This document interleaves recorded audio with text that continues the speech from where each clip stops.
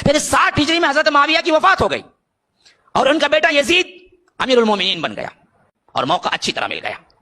یہی وہ وقت تھا جس میں ان بدبختوں نے شیعوں نے کیا کیا, کوفے کے اندر حضرت حسین کو بلانا شروع کر دیا جو کہ وہ مدینے میں تھے.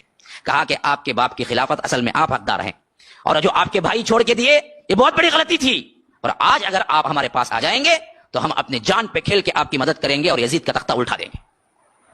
حضرت حسن نے جس وقت وفات پائی اس وقت گویا کہ وصیت کر کے گئے تھے حضرت حسین کو کہ دیکھو تم میرے چھوٹے بھائی ہو, جس طرح ان لوگوں نے مسلمانوں میں لڑانے کے لیے مجھے بیچ میں لایا, کوشش کی, نہیں ہوا تو زہر دیا اور میں زہر سے مر رہا ہوں, مجھے معلوم ہو رہا ہے, اور یاد رکھو تمہارے ساتھ بھی یہی کھیل کھیلیں گے.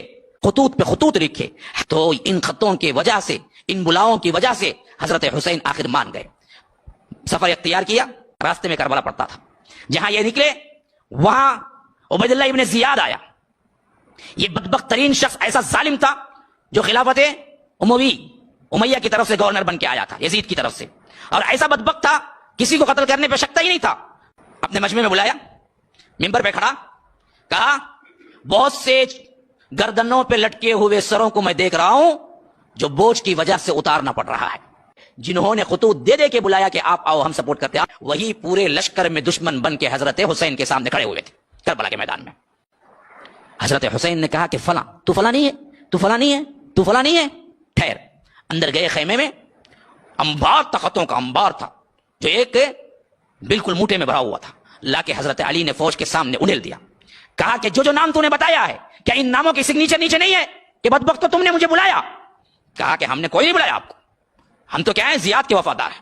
تو آخرکار یہی بدبختوں نے جنہوں نے بلایا حضرت حسین سے قتال کیا اور حضرت حسین کو مارا, اور یہاں تک ظلم دشمنی نکالی کہ اللہ کے رسول صلی اللہ علیہ وسلم کے نواسے کو الگ دھڑ الگ سر کیا, اور دھڑ کو جسم کو گھوڑوں کے سموں تلے رون دیا اور خالی سر کو تھیلے میں ڈال کر ابن زیاد کے محل میں پہنچایا, اور کہا کہ جس کو تم مانگتے تھے آج ہم لا کے ثبوت واضح کر دیے کہ ہم تیرے وفادار ہیں, ہم حسین کے وفادار نہیں ہیں. بدبخت نے روایتوں میں آتا ہے کہ حضرت حسین کے لبوں پہ چھڑی ماری کہ اس وقت ایک صحابی موجود تھے, کھڑے ہو گئے.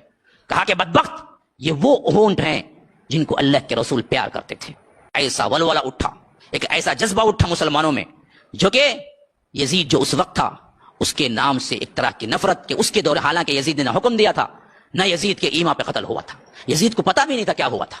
یزید کو اس وقت پتا چلا جب کہ خاندان کے بچے کچھ افراد سفر کرتے ہوئے جب شام پہنچے تو تب معلوم ہوا تھا حضرت حسین قتل ہو گئے. اور روایتوں میں آتا ہے کہ اس نے رویا تھا, پشیمانی کی تھی, کہا تھا کہ بدبخت عبید اللہ ابن زیاد نے میرے حکم کے بغیر یہ کام کر دیا, اگر مجھ سے پوچھا ہوتا تو میں کبھی قتل کرنے کا حکم نہ دیتا.